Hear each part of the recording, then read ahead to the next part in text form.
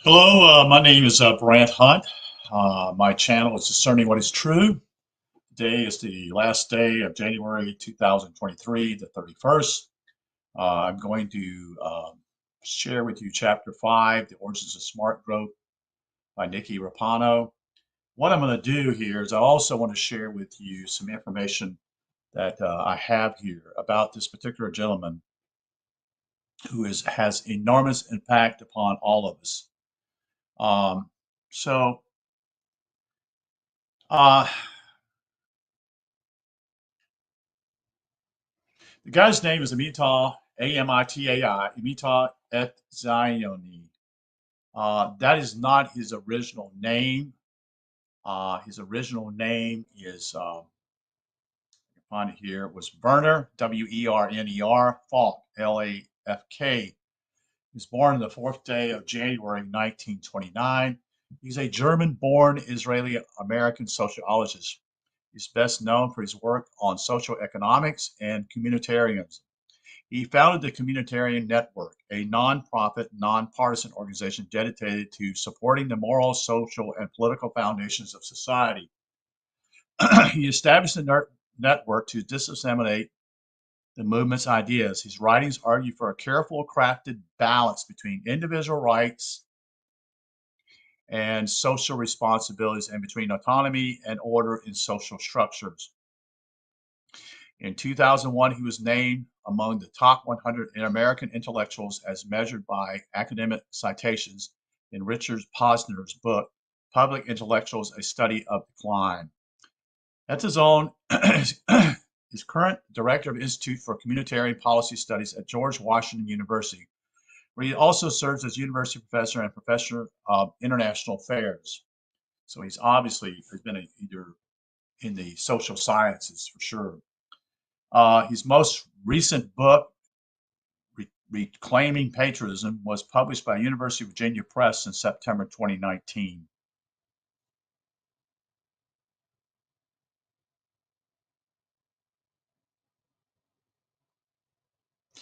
Uh, what he is also alma mater is that he's a graduate of the University of California, Berkeley, and also the Hebrew University of Jerusalem. He has been active academia work as institutions at George Washington University for sure, Harvard, Harvard Business School, and Columbia University, which we know that Columbia University is always putting out. It seems to be almost all of them are ones that actually want to control society. So I wanted to share something else here. He's still active. He's 94 years old. He's a university professor and professor of international affairs, director of Institute for Communitarian Policy Studies. He's full-time faculty. He's still teaching at George Washington University. I'll say a little bit more about him. He received his PhD in sociology from the University of California, Berkeley in '58. He served as a professor of sociology at Columbia University for 20 years. Part of that time as the chairman of the department. He was a guest scholar at the Brookings Institute in 1978 before serving as a senior advisor to the White House. Are you aware of that? I didn't know that. From 1979 to 1980, so that would have been probably under the Jimmy Carter presidency. In 1980, Dr. Arizona was named the first university professor at the George Washington University, where he is the director of the Institute for Communitarian Policy Studies from 1987 to 1989. He also served as the Thomas Henry Carroll Ford Foundation professor at Harvard Business School.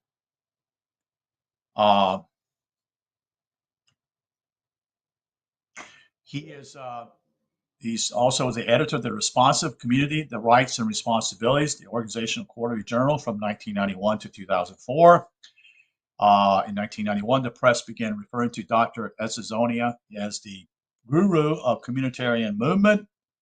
Dr. Etienne is a author of 24 books, including the Monochrome Society, which was from Princeton University Press, The Limits of Privacy, Basic Books, The New Golden Rule from Basic Books. He was also received the Simon Weissengalt Thought Center 1997 Tolerance Book Award, The Spirit of Community by Crown Books. Another book he's written is The Moral Dimension Towards a New Economics, Free Press in 1988. His most recent books are My Brother's Keeper, a memoir and messages from the book company called Rowman and Littlefield, 2003, From Empire to Community, A New Approach to International Relations, from Palmgrave Macmillan, 2004, and How Patriotic is the Patriot Act, Rutledge, 2004.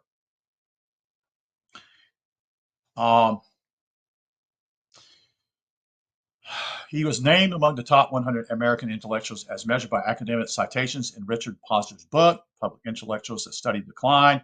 Also in 2001, Dr. Esselstyn was awarded the John P. McGovern Award in Behavioral Science, as well as the Officer Cross of the Order of Merit of the Federal Republic of Germany.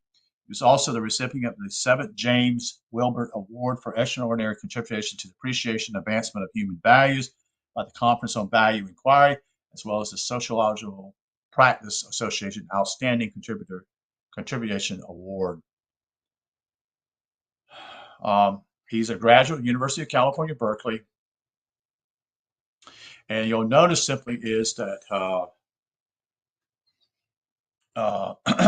he does graduate student services. He does undergraduate academia advising. He does international. He also deals with additional international students. So this guy is he talks about diversity, equity, and inclusive counsel. Many things that I never grew up under, fortunately. And he's at what they call the George Washington Elliott School of International Affairs. So Elliott, E-L-L-I-O-T-T. Anyway, I wanted to give you some information about who he is, what he's about. He's a main player. He's one of those old men, so to speak. Which all of them are old men pushing their ideas that actually the younger generation shouldn't choose this guy. Anyway, let me get to the book here. So this will be dealing with what we call the chapter 5. Let me get to it here. Hold on just a second.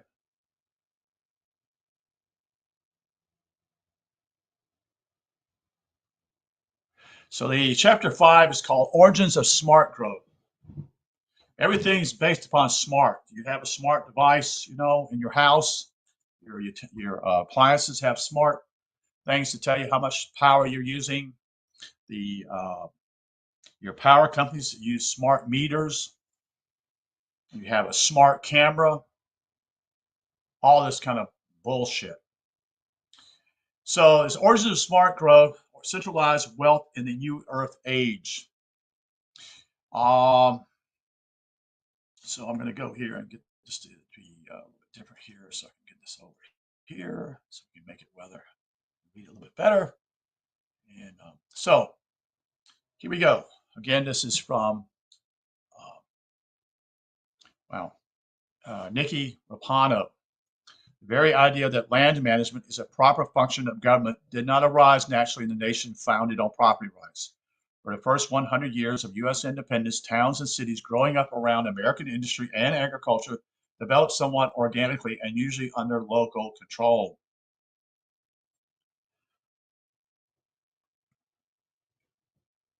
Hippodamus, son of Epiphoen, a native of Metros, invented the art of planning and laying out the street plans of Piraeus, that's P-I-R-A-E-U-S. It's based upon Aristotle, Greek philosopher and educator. The original American system declared independence from the imperial British colonial government, that is, model it was born into, that is, local rule for establishing and perfecting under U.S. national and state constitutions well into the 19th century. In spite of all the ups and downs within the banking and monetary system over the first unrestrained century, America built up an equilibrium between industry and agriculture that ensured its citizens' independence. The U.S. grew stronger every year.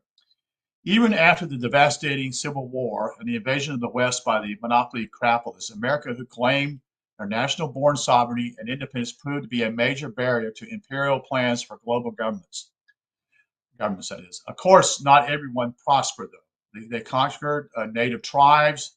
Um, they were involved in speculation with stealing what I would call, mineral rights.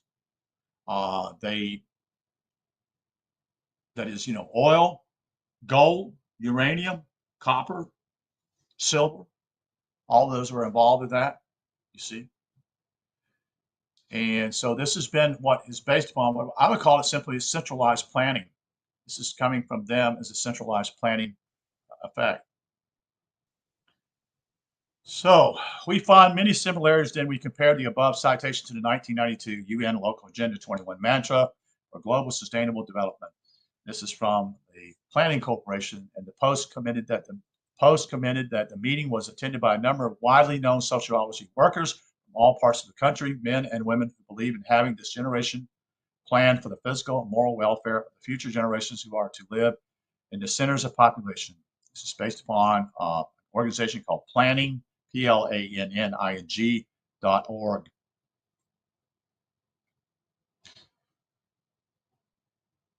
These exercises are essentially aimed at visioning, interesting word, a new age word, folks, and scenario building, where participants are encouraged to visualize their type of community that they would like to live in the future. Localizing Agenda 21 is one of their statements here. So this, I went to one of these meetings way back in 2004, I think it was here. And I'd already knew that basically they had a particular person there who was going to control the way things would go in that meeting. And there was a friend of mine who went with me. I think his wife also went with me. We were part of the Constitution Party at that time here in the county, and I was the county director for that. And we saw the pitfalls at that point of that particular agency or group of people. And what they do is simply is they do not allow, they actually control the whole apparatus of the speaking. They are not going to entertain questions about you suspecting them as something. They will not do that. They are truly, um, they truly do not want to go in that area. All they're interested in is what we call harmony and peace. They don't want to deal with what we call people who have really significant questions about what is this organization, you see. And you took your information and you never heard back from them. It was all a show, folks.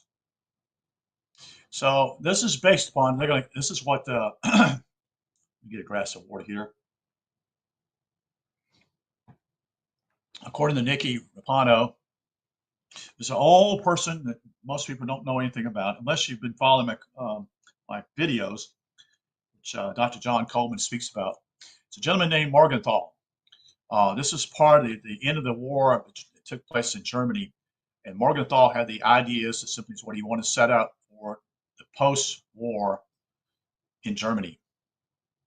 And if you know anything about it, parts of all of Eastern Europe was taken over by the Russians, the Soviet Union, and they actually took Eastern Germany also. So they allowed that. The governments allowed that. The only particular general that opposed that was actually General Patton at that time. He wanted to actually go to the Soviet Union and destroy it. That's what he wanted to do. Well, you didn't have to do that, you see. If you wouldn't even have to use any military. At one time, simply as the Russians were so dependent upon needing wheat and such that we could have actually starved them to death. But we didn't do that, you see. Would have made them, they would have failed. You see, the communists always had to have help from the democracies, we would call them, and the United States was one of those. So let's continue on. Morgenthau, who 10 years later would attend the Paris Peace Conference and head the United States fact-finding mission to Poland, resulting in the Morgenthau Report, recommending policy changes allowing for broader federal authority over American investments in local developments inside the U.S. borders. Morgenthau identified 4 strategies that is to improve the conditions of city. 1, better enforcement of tenement overcrowding laws. 2, zoning that separates factory from residential areas. 3, more parks and playgrounds. 4, public transportation to allow city residents to move out into the countryside. He also observed that this would be what I would call a way of balancing the whole situation here. So we continue on. And as Nikki explains here, shares it as I've connected the dots, and she's connected the dots here. The members of the Fabian Society show up in every phase of modern American transformation from a free society back to a controlled society. Correct. And I have a book here I'll have to read about the Fabians, but it's going to be their skirt. It's going to be their particular perspective, the way they see themselves. In fact, let me show you this book here real quick of it. Whoops. Got so many books here. Got so many books here, got plenty of them to read. This is the book by Norman and Gina McKenzie, and this is it's a foreword by H.G. Wells, that is, and they're these are the people. Again, I've said this in the last video. These are people who are what I would call they have all this good help. They want to help people, but it never comes out of their fucking pockets. They will describe all what we call the ills of society, but then what they want you to do is that they want the government to come in and tax you for you to help out those who are the have-nots. And the political term we used to talk about in the 70s and 80s was simply the haves and have-nots. This is how they divide the situation. They want to make you feel guilty that you have something and someone else doesn't have it. As though have-nots, are, what's the word I'm trying to think of? It was, they just fell on bad luck. But the Fabians are people who simply said, many people quote these people as though they're some great people, and they're not. They're not. They're wolves in sheep clothing, folks. And I have friends that tell me that, people like George Bernard Shaw was a great guy. Baloney. I get tired of people who actually quote people of these natures. They don't understand when they're reading something, they quote these people. And what they do is simply they don't understand the times that were going on when that quote was taking place. It's a nice little cushy feeling quote, you see. But if you look at the context of when that quote was made, it has a completely different perspective. And that's what people don't understand. They don't understand this. They'll quote people in that time, think, oh, it's a marvelous, beautiful thing to say. But reality simply is, it's, if you go back in the context of 50, 60 years before, or 100 years, it was a radical statement, you see. So George Bernard Shaw was a part of this group. H.G. Wells was a part of this group. Bertrand Russell was a part of this group. Huxley was a part of this group. And also Sidney and Beatrice Webb, who were very well off. All these people eventually, in fact, George Bernard Shaw would probably be what you call not well off at first, but he eventually wrote books and eventually became somewhat wealthy because they're those who looked out for him. You see what I'm saying? But anyway, this is a group, the Fabians. Their whole idea simply is, if you see the CFR initiative, that is the symbol or emblem of them, it's a man naked on a horse. If you look at the Council of Foreign Relationships journals, that's what you see. And so they are the ones who shake up things.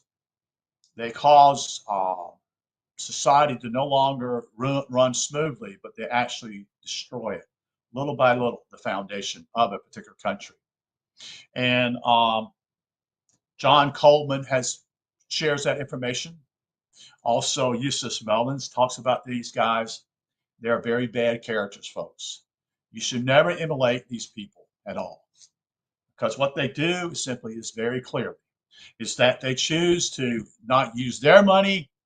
They choose to use your money by forcing government to create all these laws or rules so that they can tax you, take your money, and give to those who have nots. They will never give out their money because they're hypocrites, you see. So she goes on here. Nikki says, members of the Fabian Society show up in every phase of modern American transformation from a free society back to a controlled society. That's right. The Fabians and their offshoot introduced many of the new phases that plant their insane ideas inside our minds. They chant magical incantations until we sing along. Their mantra, a mantra for world peace, and just barely changed in over 100 years. You see, this is the whole thing, this Eastern particular thing. This whole world peace thing. We just got to get together, do these things right. You see, and in reality, is simply is that um, it's this is not going to work out. You see, I mean, it's just going to work out for the betterment of us. And so, hold on a second here.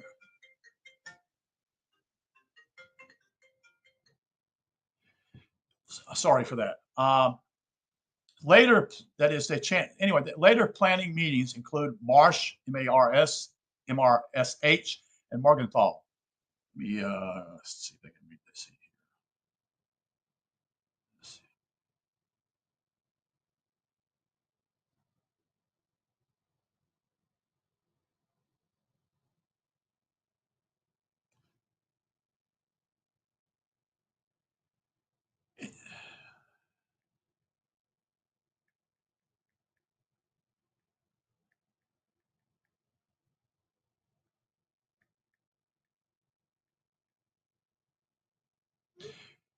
Uh, so So later planning meetings excluded Marsh, and Morgenthau eventually removed himself from the conferences, but the planning group held on to their core ideas. Morgenthau's senior son went on to have a illustrious career under FDR. Yes, he did. His abilities carried on his father's concerns. The son cemented a permanent bond between comprehensive planning and banking interests. He showed the world the level of power one achieves when they control not only the financial capital, but the entire comprehensive planning process from start to finish. In other words, if we're going to get the capital, financial capital from someone, we're going to also have control of what we're going to do with that money. So in 1944, Morgenthau proposed the Morgenthau Plan for post-war Germany, calling for Germany to be dismembered. You heard that right. Partitioned to separate independent states, stripped of all her heavy industry, and forced to return to her pre-industrial revolution agrarian economy. Morgenthau was a leading participant in the Bretton Woods conference that took place in the state, I think it was Vermont or New Hampshire, one of those two states, which established the Bretton Woods system. The International Monetary Fund was never before this until then. International Bank for Reconstruction and Development, that is the World Bank, was not in existence neither. You see. Major changes took place, that is, the American banking system occurred in 1913. Most don't understand this, and I'll make this very clear. The Federal Reserve System has nothing to do with the federal government. It is a group of private bankers, period. And what they do, they print money out of nothing. And then they charge the Treasury, or the Treasury prints it, and they charge interest on that money also. But anyway, many changes in the American banking system occurred in 1913, thanks to Woodrow Wilson. The private banking consortium seized control of the American monetary system. Wall Street crashed 16 years later, and along the way, a national income tax also was included. Under a private agency was imposed. When you pay your taxes, you're not paying your taxes to the government, you're paying it to a private group, you see. The 1930s brought the New Deal, which expanded federal development projects and solidified federal control over local planning efforts. In Germany, the Nazi parties adopted a program of National Socialism that could be regarded as a model of small-scale humanitarian pilot tests. Up until now, the impositions on locals had been primarily environmental in nature, you see. The focus of the next round, that is later on, you see with the whole idea of the Germans, they decided in Rio in 2012 to define ways to impose an undefinable but smarter green economy to fulfill their millennial goals. Now, I've skipped through a little section here, so bear with me. By the 1970s, there began a not-so-public debate over what the New York Supreme Court called the largely antiquated notion of local control over local land and economic growth. After 60 years of the Fabians' slow plodding through U.S. institutions, Morgenthal's idea of controlling local land use and economic development led to a huge but very quiet revolution. A revolution to wrest land use control from local governments was begun. It was one fueled by the understanding that local control of land uses creates serious inefficiencies and inequalities, when in reality it's the opposite.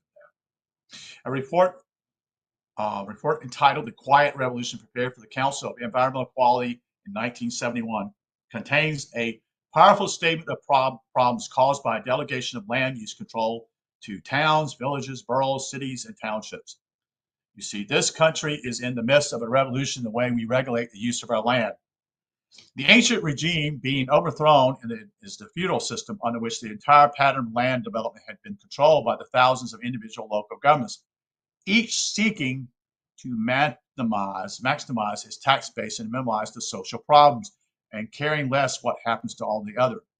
This is based upon the www.jstor.org/stable, STABLE/2562684. The American Planning Association, that is, leaders in smart growth, can trace their organization directly back to Morgenthau first meeting. The AIP was incorporated in 1917 as the American City Planning Institution, renamed the American Institute of Planners in 1939. ASPO in 1934. We actually trace our roots further back to 1909, first National Conference on City Planning in Washington, D.C., from will results showing the model local planning legislation. Phase 3 of this particular plan, the communities with model implementation tools to manage change. The two major publications included a legislative guidebook and a set of working papers titled Modernizing State Planning Statutes, the Growing Smart Working Papers. So one of the goals of the planners is to modify the U.S. law specifically in ways that will give agencies the power to overrule constitutional limitations on their power. Outdated laws that protect local property rights and local control over local resources must be modernized to fit Morgenthal's and Marsh's centralized government model. The APA conducts extensive research on planning topics, including those sponsored by agencies and other associations. A current project, Growing Smart, includes a legislative guidebook to help decision makers update state statutes to fit modern uses. So they're coming in and they're not even using the legislative deal. They may get approval from the legislature of the state, but then what they do, they come in and strip it away and put what they want in. And no one contests it because no one knows what's going on. Other research projects include the Land-Based Classification Standards Project, which will update standardized land use coding, sponsored by the Federal Highway Administration, and the study on regional appropriation to affordable housing. Now, how does this work? How do they get themselves into this, folks?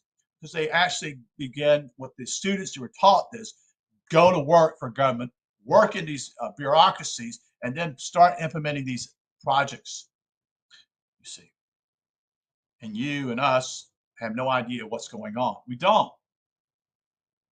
Smart growth was also used as a marketing strategy for introducing the UN Local Agenda 21 plans without emphasizing the international aspect of the plans. There are many goals of smart growth, and they include making the community more competitive for new businesses, providing alternate places to shop, work and play, creating a better sense of place, providing jobs for residents, increasing property values, improving quality of life, expanding the tax base, preserving open space, controlling growth, and improving safety, according to Wikipedia. Today's Morgenthau and Marsh, that is the 1909 plan, is codified in federal and state constitutional system established in the United States. Its very existence, no matter how old, catchy, and successful or pervasive the ideology becomes, is an act of treason. Best practice for quality sustainability isn't really the core issue, is it? And vague and undefinable terms aren't principles. They hide behind a cloak, folks. These nice little sounding words, and yet they're all vague. It can mean anything, you see. And the public is gullible. The core issue is whether the regulatory system established by the communitarians supersedes the authority of the U.S. and every state constitution. If the only purpose for government of the United States is to protect and defend individual rights with specific limits on federal power, clearly states in the U.S. Bill of Rights, then what legitimate place does this central communitarian regulatory system hold in this country? Nothing. The communitarians are very good at coming up with piddly little sayings to further their goals. In my generation, it was a woman without a man is like a fish without a bicycle. You see, in my great grandparents' time, it would have been, been taught that way. Today, that wouldn't make any sense. A city without a plan is like a ship without a rudder, they would say. Oh, that's a nice word saying, but what, you see, all this whole idea of planning too. Introduction to City Planning, Democracy's Challenge to the American City, 1909, by Fabian socialist Benjamin C. Marsh, M-A-R-S-H.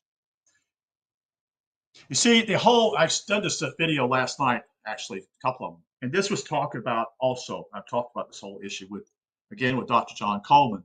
As you begin to, you can connect the dots here, folks, because this has been going on for a while, a long while, over 100 years.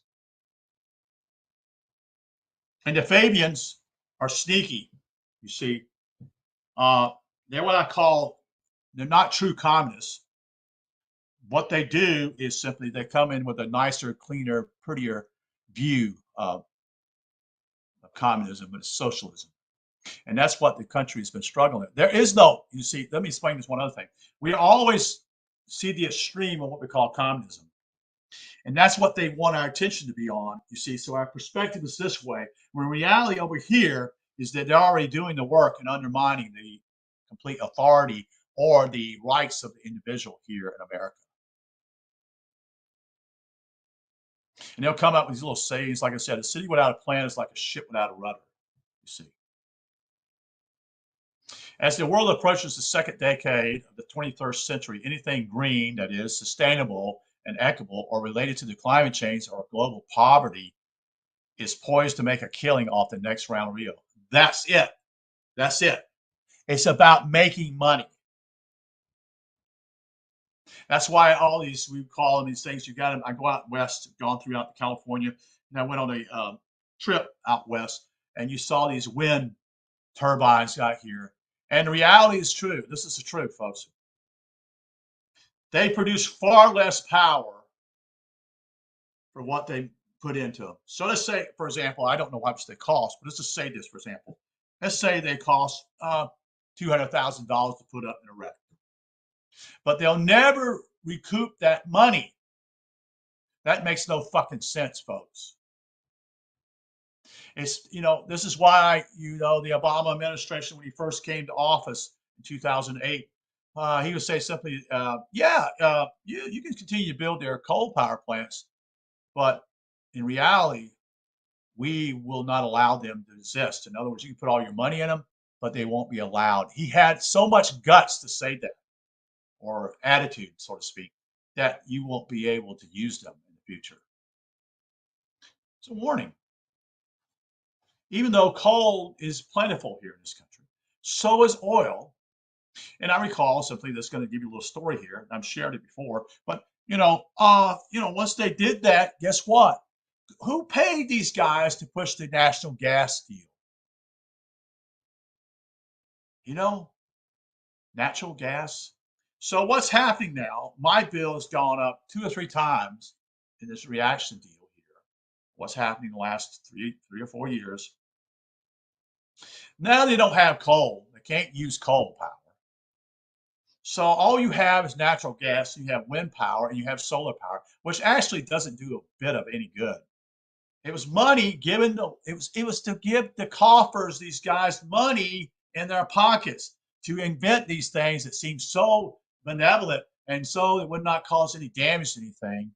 These wind turbines and these solar power deals. But the last 3 days, simply, I guess you can look around here where I live at. It's been cloudy, so I gather those solar power plant and the solar panels don't work too well when it's cloudy, does it? They don't ever, they tell you all the good things, but don't tell you the bad things about what's going on. When in reality, they point out such things bad as coal and gas and whatever else is out there, they demonize it. They do a good job of that because that's what the communists do. It's critical theory. They criticize everything about something else, but they never come up with anything better. It's always worse.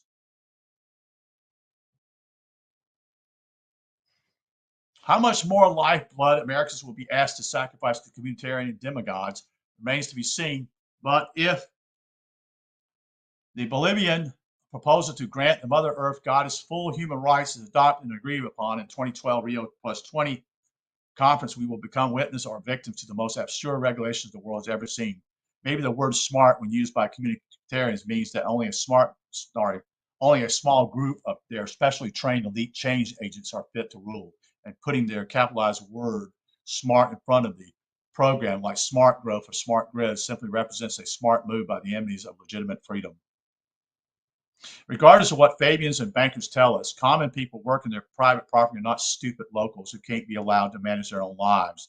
This whole colonialist issue was decided here in the United States when the British lost. So we're going to, that was a lot shorter chapter than I thought it was. That was very quick. I don't know if I'm going to go ahead and do this chapter or not. I'm going to save this chapter at this point. I'm going to give me another break here. Chapter 6 is not that long neither. Actually, maybe I'll just go ahead and do chapter 6. Yeah, let's just go ahead and do chapter 6. Okay, let's do that since I'm here. Local Agenda 21.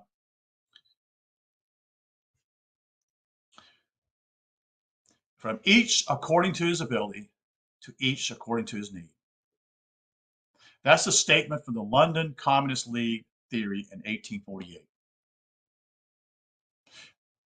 Sounds banal, doesn't it? The London Communist League theory in 1848. The Local Agenda 21, LA 21, is the United Nations blueprint for sustainable development. Who gave us the right? Who gave us the right for us to quote unquote to go under the UN rights? You see, the United Nations, which is a world government forum, folks. That's what it is.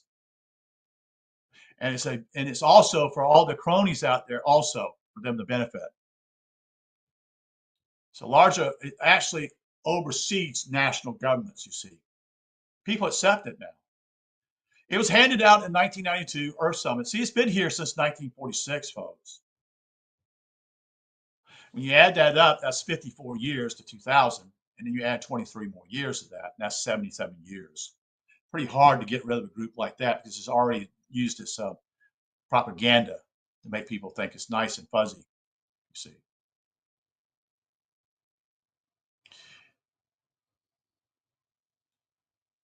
It was adopted by 168 member nations. Bush Sr. signed for the USA. Senator Al Gore led a group of U.S. congressmen on an authorized official visit to the conference. Congress passed a concurrent resolution to assume it in 1992.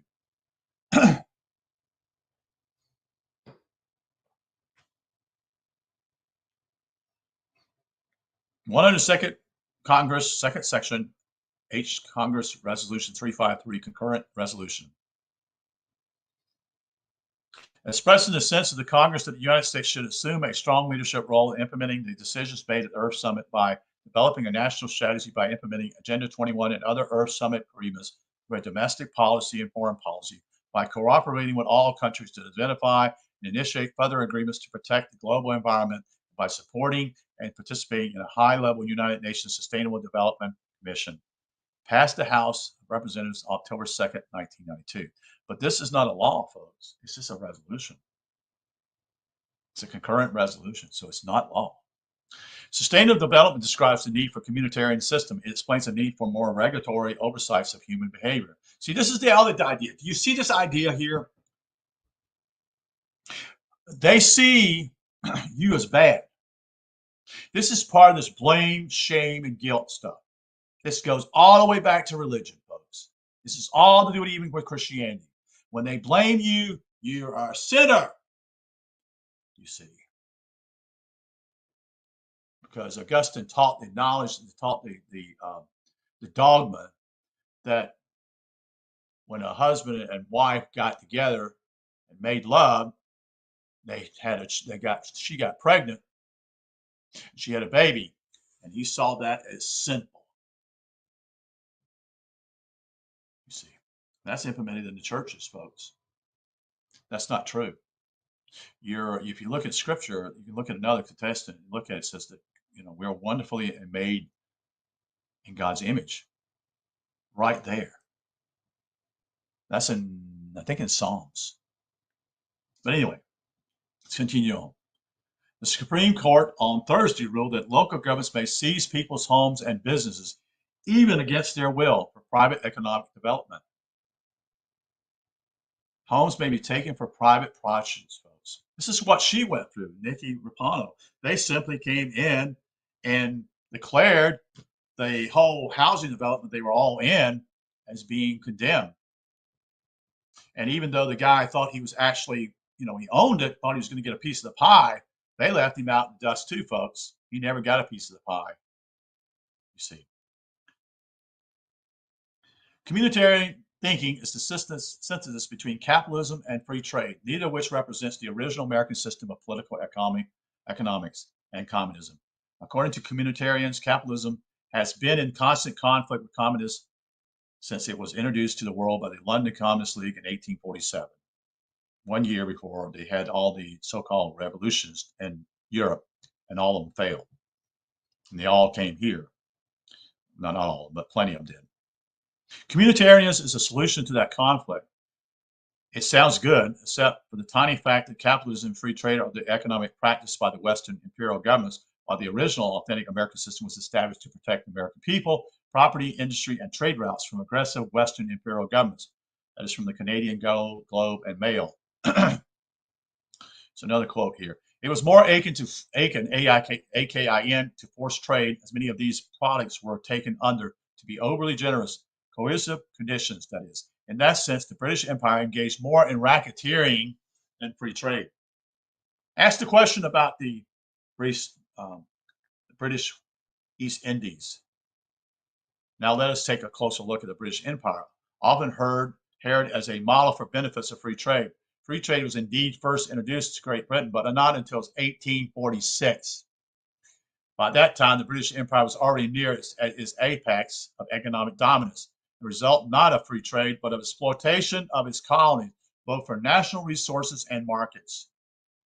Before 1846, the British state was more interventionist than any contemporary government and probably rivaled that of the central planning economies of erstwhile the Soviet Union. Success was firmly built on monopoly. The only large-scale businesses of the day, the equivalents of contemporary corporations, were run by the governments. These organizations were anything but competitive, as they were granted exclusive trading rights, and forces were used to encourage this particular economic desire to control. That's why the British they dominated not only India, they dominated the trade of drugs in China. They dominated everything they touched, folks. So it wasn't a free deal trade. You mix, here's what they're going to say here. She's going to share this. Mix communism with free trade, and what do you get? You get communitarian law. In some areas of the United States, it's called LA 21. See the state of Iowa. In other areas, it's called LA 21 in government NGO documents, but at the same time, it's denied to the public as being LA 21. See Freedom 21 Santa Cruz. This is the blueprint for every development vision of the world. It lays out the exact requirements for achieving sustainable growth. It shows locals how to reorganize their local government structure and accommodate new communitarian legal principles. After March 30th, 2000, the day I found Azadonia, we asked everyone in Seattle government if the Seattle neighborhood plans were communitarian. I asked about Agenda 21. Every one of them denied it. City Council member Margaret Pageler, Pageler, still a player in this game, was in public office during that time. In 2006, her website openly stated this. The city of Seattle, these people are liars. The city of Seattle works for sustainable development at the local and regional level.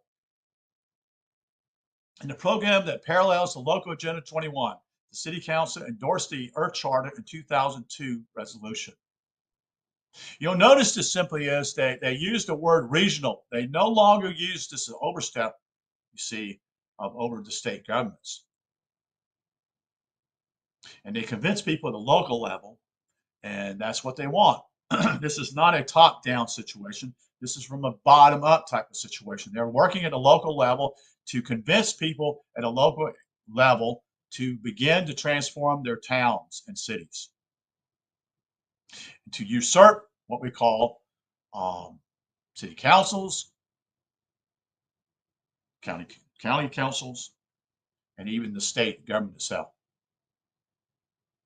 But what they do is they surplant and get into this. See, they're not legitimately. See, these are planners. You see, these are people who work in these government functions, and their coalition, the government, they're actually are like a Trojan horse who comes in and says, I'm a good person here. I'm going to help out with such and such. And next thing you know, they're not. They're destroying the infrastructure of a society. In 2000, no one in Seattle would talk to me about Agenda 21. Now the city works for sustainable development at the local and regional level in a program that parallels local Agenda 21. Does this mean everyone in Seattle knows this now too? Probably not. How many Americans have heard about it so far? Our public servants swear to protect and defend our constitutions, but new agencies are established to blur the line of constitutional law. Of course, free society, and she puts it in brackets, ours was never just on paper, folks. The EU agendas are always based on sustainable development's private-public partnerships. Agenda 21 works only if they build a new local or regional level. It won't work without it. The very concept of changing law by stealth,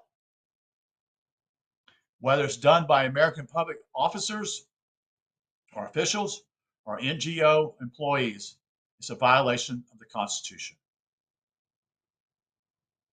Continue. Here's a USDA Forest Service sustainable development here. That is, this is a quote from there, what she shared. With increasing frequency, we hear of the accelerating destructive impacts of human development on the global empire, global environment. Okay, here, let me just say this. Who are the ones who own these places, folks? All right, so let's get to the meat of it here. They always say it's human development or human doing this, when reality is that they themselves own these corporations and do destruction in Brazil, in the Amazon zone. They do that bullshit. They themselves are far more guilty than the American people ever were, or even the world citizens, so to speak, than what they do. They also, when they do this, folks, for example, I had a friend who lived out in the state of Washington State, Oregon, one of the two states. They're not selling that wood. That is, they cut down trees. And what they do is they don't sell that wood to the Americans. They sell it to the Chinese. And then what's ever left, they charge a premium for that wood. Because it's not about growth here anymore in America, folks. It's about these cronies, economic cronies, these people who own these corporations who use everything and blame people when in reality they themselves are the corporate problem. They themselves are the quote unquote hypocrites because it's all about money and control. They control everything. A lot of times they don't even quote unquote replant trees, which in reality, if you understood anything about basic principles, when you don't have trees, you're going to have some issues, folks. You know, you're going to have a problem with the wind. Okay, you're going to have another problem. When you don't have trees, the soil is no longer going to be moist and holds its continuity, because gradually when that happens, the soil, the trees bring in that water, they go into the soil to provide life to that soil. But not only that, when you don't have trees, you also create a man-made desertation or deserts in that Brazil. Sorry. So this is what they do, but they blame it all on you. You go to the new Economic Hitman book. It talks about this and what they did in the countries of South America and in Indonesia, what they do. These people are completely out of control. They are. And they want to make it legitimate now so that they now can rule you and tell you what you can eat and what you can't eat, or what you can say and what you can't say. The Earth Summit called for sustainable development. That's their key word all the time. As the leading conservative organization in the United States, conservation group that is. They're people who are actually working to create their own destruction of their own country because they believe in climate change, folks. We're going to run out of oil. We're going to run out of gas. It's all lies. All of it's lies. They also do it simply just because they can shoot the prices up. We got less and less. Or we don't actually here in America. We don't explore oil anymore because we buy it from somewhere else. You see, that was the excuse with Saudi Arabia because they became the whole idea of the petrodollar. As the leading conservative organization in the United States, the USDA Forest Service should be a key player in meeting President Clinton's commitment to sustainable forest management by the year 2000. In order to implement sustainable development law everywhere, NGOs, non-government organizations help local governments adapt to such dramatic changes. They're doing it without any legislation at all, period, without laws. They're just circumventing the law. They're no longer acting as though there is a constitution up there, folks, either state or federal. One major player, the International Council for Local Environment, this is the key one. It's the ICLEI, now known as the Local Governments for Sustainability. They've changed that. Their mission is to build and serve a worldwide movement of local governments to achieve tangible improvements. So they're actually using this whole bottom-up deal to circumvent the whole apparatus of the Constitution by nice little words that people just say, oh, that must be nice. The people are so damn gullible. They're gullible. They believe this bullshit. When it's them that's always caused what I call harm to humans. Sustainable development links everyone in the world to new concerns about the future of the Earth's natural environment. It provides the purpose for expanding communitarian land use, law to govern all human actions. When you have govern all human actions, folks, that means dictatorship, their ambitions, and their needs. Every federal agency in the United States of America has embraced the principle for sustainable development. In 1987, the United Nations World Commission on the Environmental and Development published talked about it frequently. This system is to function, how it's supposed to function. This was in 1987, when I was 27 years old. No one told me this, even though I was studying, or I had got out of the college, university. No one told me about this. I never knew that. This is already taking place in the trade realm. Governments agree to accept the rulings of the WTO because on balance, they benefit from the international trading order. Even if a particular decision requires that they alter a practice that is their sovereign right to carry out. Here are some lists of various reasons for curbing our notion of sovereignty because of the things that challenge it, including the flows between borders. The whole idea is to control people, their ideas, their greenhouse gases, their goods, their dollars, their drugs, their viruses, their emails, their weapons, and a good deal else, challenging ones of sovereign fundamental principles, the ability to control what crosses borders in either direction. Our communitarian guru, Mr. Etzianio, has been saying the same thing for years. He too is a member of the Council of Foreign Relations, folks. As the September 7, 2004 conference at The Hague titled, Europe, a Beautiful Idea, he explains. The world needs a new global architecture, additional layers of governments. All right, here, whoa. He says additional layers of governments. So that means there are going to be more and more people working for the government to make sure you do what you're supposed to do. What that is, folks, is dictatorship. They'll tell you when you can go to use the restroom, when you can't, you see.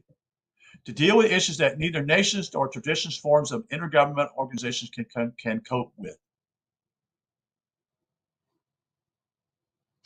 Etzianio agrees with Prime Minister Amato, AMATO, about wise methods for changing the world, advising quiet moderation Adenauer speaks often of the moderate approach to destroying all nations. The argument that he argues about, advanced here, presumes that it is neither necessary nor prudent to attempt to end nationalism by head-on attacks on the legitimacy of the nation state or by favoring its demise. The vision of replacing the nation state is to take place what we call to show that their initiative shows that business is part of the solution. And they're not going to be a part of that, you see. He also encourages business to increase its involvement in partnerships. Yeah, my library here, that is not my library, but the county library is, and where I'm at, it's all public-private partnership already. When they had to rebuild initiatives, whether it's to do some expansions and also improvements, you'll see when you come in there, it's all advertisement. I'm so sick of advertisement from all places, folks, even at your library. I'm here for a book. I'm not here to buy anything, okay? So far, can we stretch this partnership idea for the best use of local American community? Anchorage communities tie LA 21 principle for economic development together with everything, even city parks and trails. They're getting money is what they're getting, folks. That's what they want, you see. And with that, with the money, there's a little contract goes in here, when you give money to you, you got to start pushing these ideas. What kind of solutions? Envision parks, recreations, arts, and cultural activities as a catalyst for education, communication, economic development, you see. Where's economic development in this, folks? Is this working for a bureaucracy? It's working for the government. What exactly do parks and recreation have to do with education and economic development? They don't have anything to do with it, folks. Who said social progress is reflected in a sustainable and accessible system of recreational facilities in parks and trails? It's not. Nobody will tell us that, though, but our gurus of globalization assure us social progress requires our acquisition, in other words, bending over to these principles. As the world enters its final stage of social evolution, all people will learn to appreciate the importance of business partnership between local governments and corporate business partners. There is no, quote unquote, what's happened in 2020 was all to destroy the small business people. That's part of their other plan, folks. They don't tell you that. That's how they destroy mom and pop's businesses. And they'll destroy people who actually do their business over the internet. They'll destroy that too. They will destroy that too. Because you're in a system already controlled. Every community needs a community development agency. Always is, it's big business, but it's definitely not business as usual anymore, you see. So what's happening here is all the pie. They've got 95% of the pie, folks, but they want the rest of the 5%. And they want you to acquisition and give up your sovereignty because of this. Adams offered an illuminating example of the questions arising from the interaction between European institutions on the one hand and society at large on the other. Only keen observers of the communitarian matters are aware that the European Court of Justice has been an active policymaker in a role similar to that played by the U.S. Supreme Court after World War II. By enforcing, it's definitely, after World War II, it's been completely different. By enforcing on individual countries, sectors, and firms the laws approved at the level of the ECU, which is now, unified Europe. The court has profoundly affected long-standing national practices. This is what's taking place, you see. So anyway, that's the end of chapter 6 tonight, and I'm going to stop at this point, take another break. This chapter 7 will be Vision 2020. And Agnes, she talks about that because what happens is Nikki removes from one hot potato that is in Seattle and moves to the area of Alaska and finds out they're working there in Alaska also. So we'll be back. We'll see how things go tonight. Continue this very valuable work from Nikki Raapana tonight. Thank you for being here. Appreciate your attendance. You have a good night. Take care.